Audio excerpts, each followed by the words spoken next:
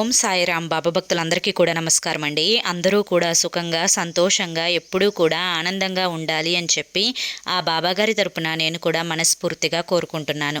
ఈరోజు బాబాగారు అందించే సందేశం ఏంటి అంటే కనుక, తల్లి ఈరోజు నాకు చాలా అంటే చాలా సంతోషంగా ఉంది.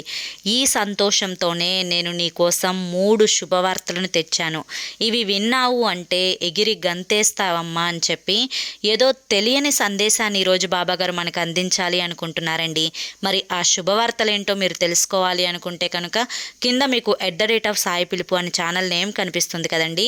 ఆ నేమ్ కింద ఉన్న ప్లే బటన్ని కానీ టైటిల్ని కానీ మీరు క్లిక్ చేస్తే మీకోసం, కేవలం మీకోసం స్వయంగా బాబాగారు వినిపించిన ఆ 3 శుభవార్తలేంటో ఆ వీడియోలో అయితే క్లియర్గా ఉంటుందండి.